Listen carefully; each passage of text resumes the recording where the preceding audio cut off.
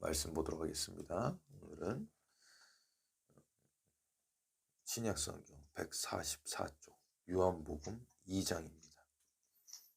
요한복음 2장 1절부터 12절 말씀까지 돌아가면서 한 절씩 읽도록 하겠습니다.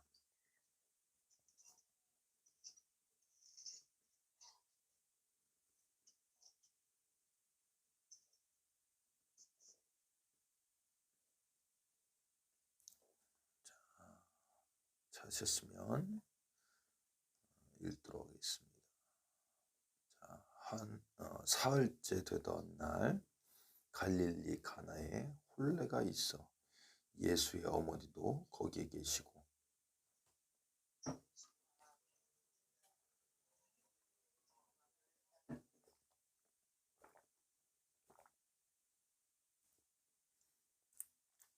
포도주가 떨어진지라. 예수의 어머니가 예수에게 이르되 저들에게 포도주가 없다 하니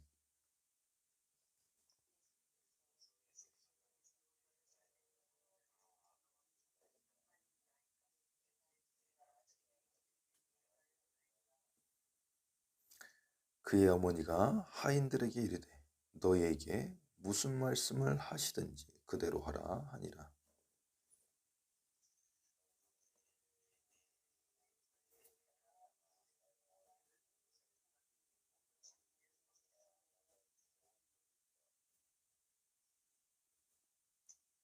예수께서 그들에게 이르시되 항아리에 물을 채우라 하신즉 아기까지 채우니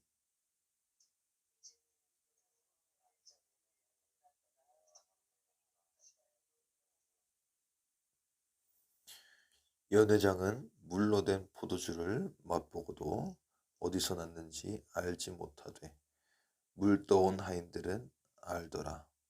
연회장이 신랑을 불러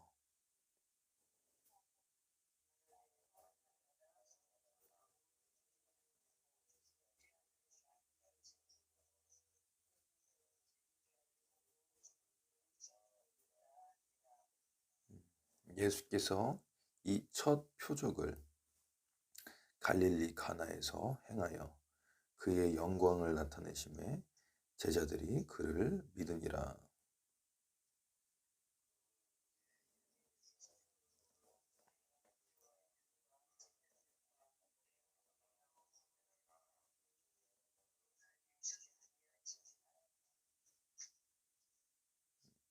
아멘. 할렐루야. 오늘도 이제 본문 말씀을 통해서 우리에게 하나님의 놀라운 영적인 축복과 은혜가 한 분 한 분에게 우리 삶 가운데 임하기를 간절히 기도드립니다.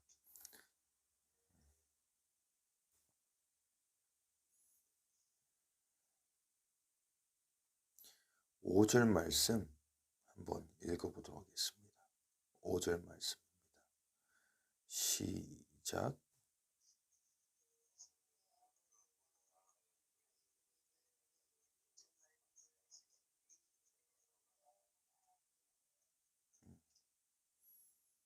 자, 예수님의 그 육신의 어머니 마리아가 이제 결혼식장 있는, 여기서는 이제 하인들이라고 표현됐는데 보통 이제 예전에 우리나라도 마찬가지예요. 결혼식을 치르면 며칠씩 이제 결혼식을 진행했잖아요. 그러면은 일손들이 많이 필요하단 말이에요. 일손들. 그러면은 동네에 일손을 품앗이 해가지고 하는 건데, 여기 어머니가 하인들에게 그 일하는 사람들에게 이르되 너희에게 무슨 말씀을 하시든지 그대로 하라. 자, 오늘 본문은 굉장히 쉽습니다. 어떤 일이 일어났죠? 결혼식장에 갔는데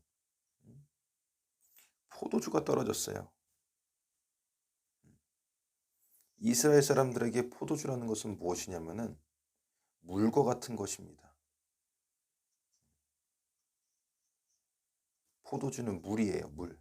왜냐면은 이 중동 지역에 그 물이 굉장히 수질이 좋지 않기 때문에 포도주는 물 대신 보관할 수가 있고 마실 수가 있고, 그러니까 생명이나 마찬가지, 생명.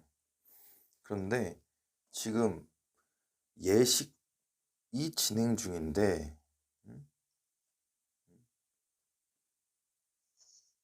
포도주가 떨어진 겁니다. 그래서 어머니, 마리아 어머니 이거 보고 안타까워서 예수님께 부탁을 하는 거죠.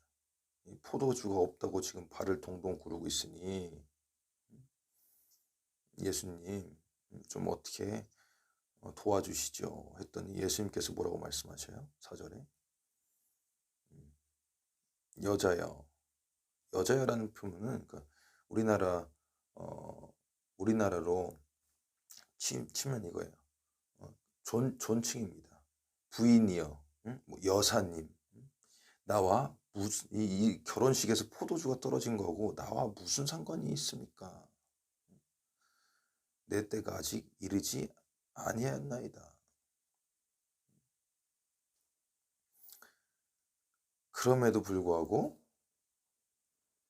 이제 어머니 마리아가 하인들에게 이렇게 이야기하는 겁니다.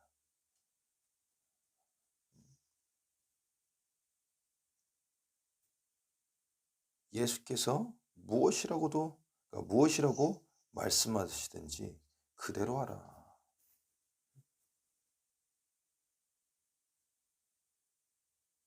여기서 일단 이 5절 말씀에서 우리는 하나님의 그 놀라운 기적을 체험할 수 있는 한 가지 법칙을 배우게 됩니다. 그것은 무엇이냐면은 순종이라는 것입니다. 순종. 절대 순종인데 이 절대 순종은 어떻게 이루어지게 되느냐? 신뢰를 할 때 순종이 가능하게 되는 것입니다.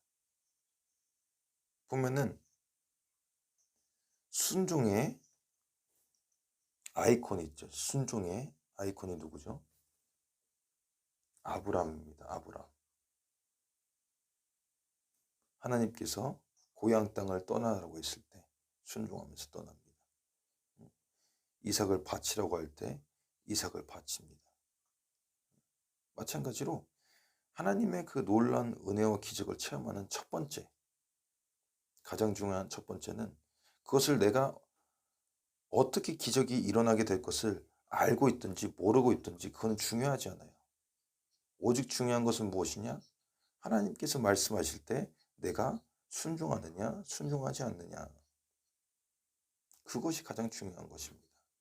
자, 이제 하인들이 어떻게 하는지 보시도록 할게요. 6절에 보면은 이제 그 잔치집에 예식을 위해서 정결 예식을 위해서 준비해 놓은 그 돌항아리가 있어요. 이건 무엇을 할 때 쓰는 거냐면은 이제 그 집에 들어와서 이제 가장 먼저 손을 씻는 겁니다. 손을 씻고 이제 모든 다른 활동을 하는 건데 그 하인들이 거기다가 예수님께서 명하시는 대로 물을 채우는 겁니다. 물을 채웠어요. 그런데 예수님께서 또 그러니까 명하시는 게 있습니다. 그것을 떠서 연회장 그 코디네이터 이제 모든 것을 주관하는 그 사람한테 갖다 주라는 거예요.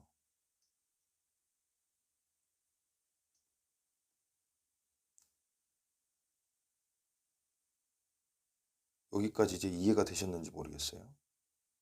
이 상황을 봤을 때 여기서도 두 번째 법칙도 무엇이냐면은 순종인 것입니다. 행동하는 거예요. 행동. 순종은 행동입니다. 하인이 그 물을 그냥 물통에 손을 씻는 물통이에요. 거기다 물을 가득 채운 다음에 예수님께 채우라고 하니까 채우고, 물을 떠서 연회장에다가 갖다 주라고 하니까는 떠서 갖다 주는 겁니다. 그때 어떤 일이 일어나느냐? 연회장이 물로 된 포도주를 맛보고 어디서 났는지 몰라요. 그러면서 하는 말이 10절에 보면, 잔치를, 결혼식을 하면서 잔치를 베푸는 사람마다 먼저 좋은 포도주를 내고 취한 뒤에는 질이 낮은 것을 내놓거늘, 이번 신랑은 좋은 것을 먼저 주고 더 좋은 것을 이제 나중에 대접한다 라면서 칭찬을 하는 겁니다. 왜냐면은 이제 보통 술이 취하기 전에는, 저는 잘 몰라요. 근데 술을 취하기 전에는 이제 그 술 맛이 막 느껴지나 봐요. 그런데 이제 술이 막 이제 된통 막 왕창 취했다고 하잖아요. 그러면은 뭐 술이 좋은지 안 좋은지, 술이 코로 넘어가는지 어디로 넘어가는지 잘 모르잖아요. 그래서 아마 그렇게 하는 것 같아요. 그러나 이 본문을 보면은 우리가 알 수 있는 건 무엇이냐? 순종을 통해서 기적이 나타나고, 예수님께서 하시는 그 말씀을 우리가 행동을 할 때 기적이 나타난다는 것입니다. 두 가지가 있는 거예요. 법칙이. 우리가 하나님의 그 놀라운 기적의 손길을 체험할 수 있는 방법 두 가지. 무엇이냐? 예수님께서 말씀하실 때 순종하는 겁니다. 예수님께서 말씀하실 때 행동을 하는 겁니다.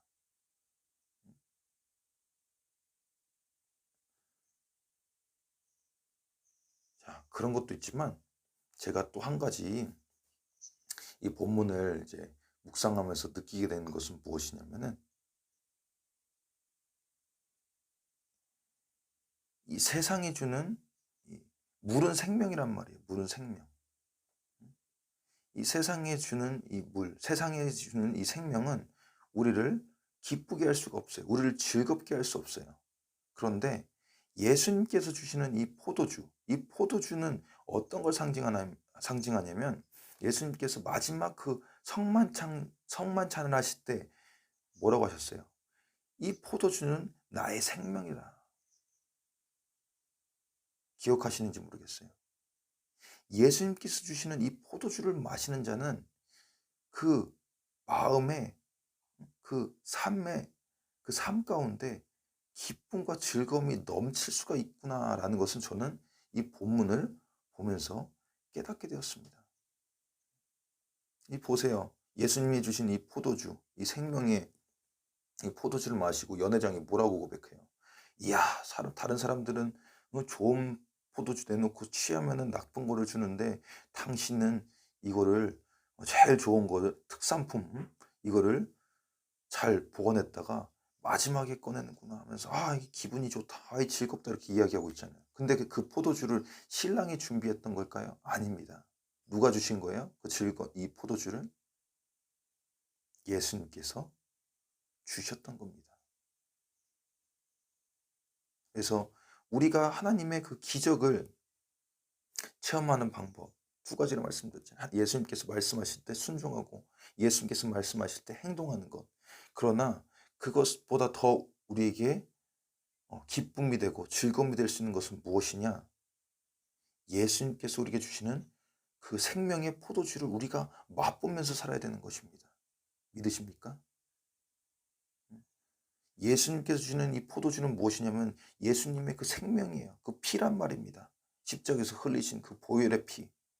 이것을 우리가 맛볼 때 세상에 주는 그 생명, 그 물은 우물가의 여인들, 아마 찬양 들어보실 수 있어요. 우물가의 여인처럼 나는 구했네요. 이 헛되고 헛된 것들을.